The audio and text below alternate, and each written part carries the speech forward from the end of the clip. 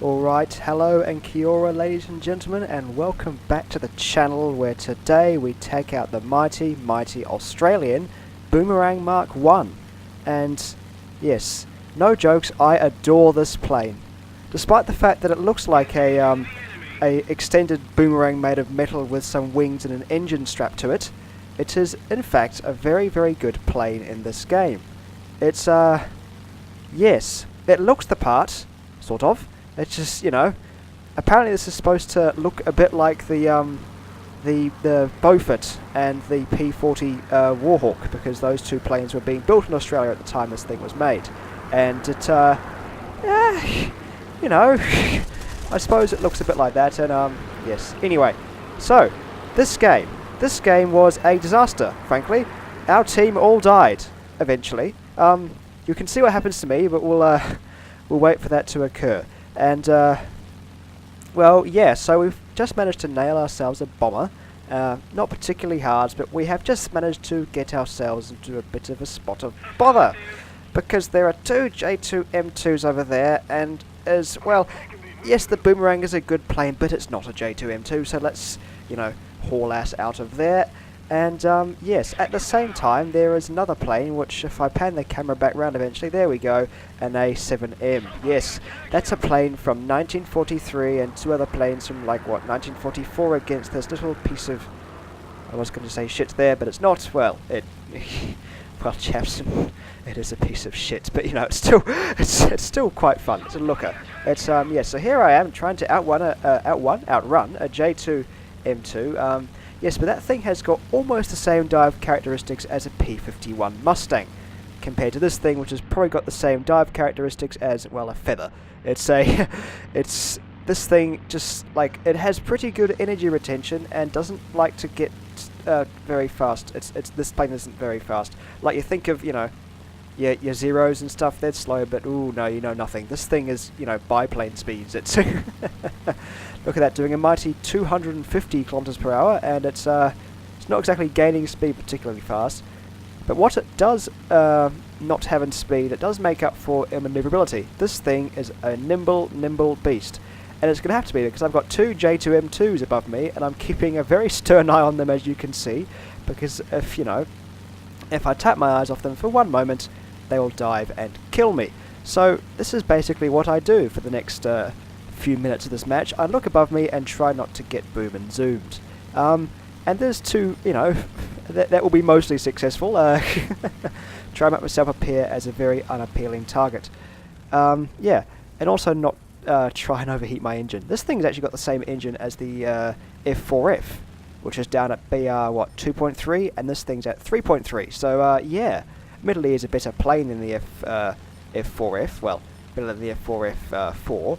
Well, then again, Syphilis is better than the F4F4, but no matter. It's, yeah, so, basically now, at this point, I was like, aha, a plane I can actually fight, an A6M3, and he's attacking another Boomerang. What? No. Oh, shit, there's an A... Oh, no, he's not going for me. Okay, let's head back to the other Boomerang.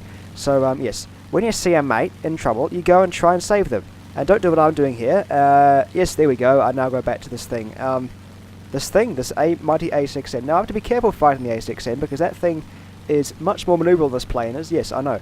It's I know, in true War Thunder style, we got put up against the Japanese in a plane designed to be able to turn. So it's... well, yes, don't turn with the Japanese Zeros in this plane. I guarantee you will lose that fight. Then again, the Zeros can turn faster. Well... they can turn faster than someone shouting slut in the nightclub. Anyway, so it's unfortunately we don't manage to save the Boomerang, but alas, we can still avenge him, probably. Now, I'd just flown a game in my P-40, and I tried to dive on someone, and I slammed into the ground, and can I see that plane through my own fuselage? I can indeed. There you go, guys, I've got a glitch for you. Yeah, so hopefully that's not the... It doesn't happen in simulator battles, that would be really awkward. So, yes, keeping in mind that I had just flown the P-40, I do pull out of this rather early, as you can see. Yes, I managed to pancake the P-40. That thing, if you can imagine, like, you know, when you go fast, your plane's instruments sort of, like, you know, get a bit harder to control, and, well, yeah, that thing, once you go above about, you know, 500 kilometers per hour, you have no control, actually. You just sort of, yeah, whatever you try and do, roll, pitch, yaw, anything, the plane nothing happens. So whatever you do, don't go above that speed or you will die. Which is a bit of annoyance when you're playing with a plane which is designed to do a boom and zoom on other people if you can't actually, you know, reach anywhere near top speed without losing your control. But no matter, we don't have that problem because we're flying the boomerang and popping combat flaps just to reinitiate this dive. I'm trying to do a little bit of stall fighting with him, getting near my stall speed, and then he makes a big mistake, tries to do a head tip with the boomerang. It's, yeah, tough luck, sunshine. Anyway, a few minutes later, after, yeah, I just at this point noticed that all my team bar one Wellington bomber has died, and he's about to pack it as well. I know, it's well done to him. He's in a Wellington, and he managed to survive until this point, over the Japanese base where the other 4 Japanese players are. Make that 3 Japanese players are. So yes, now we're doing the mighty patented, I think this is patented by Jingles landing technique, trying to blow energy. This thing is very good at retaining its speed. It can't get it, but it can retain it quite well. So yes, popping it down for a landing, and you know, I was frantically looking behind me, making sure there was no Japanese planes in sight.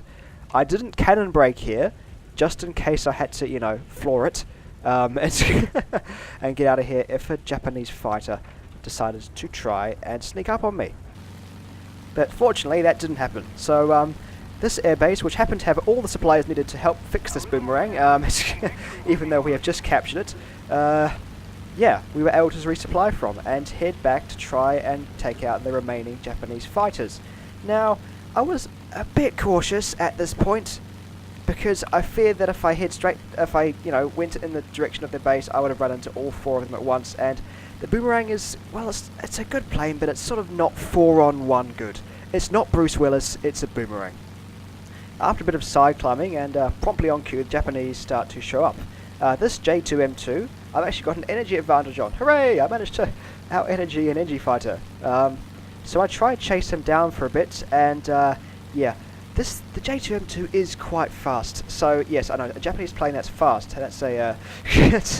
That's not something you see every day, but alas, that thing needs to be up-tiered. Anyway, I ended up chasing him for a few minutes, and then I got bored. So I turned around and tried to go see if I could find the other one. He didn't really fancy having a dogfight. But then he changed his mind, so I promptly killed him for it. And then finally, the other Japanese plane decided to have a go, and yeah, I wasn't entirely sure what he was doing either. Yes, but alas, no matter. So, a few awards later, we were done. That was a great game. I had great fun playing that. I just wish I was good at flying the freaking boomerang. Anyway, I want to go play some Civ 5. Have a fantastic day. Thank you very much for watching, and don't forget to click that like and subscribe button. See you all next time.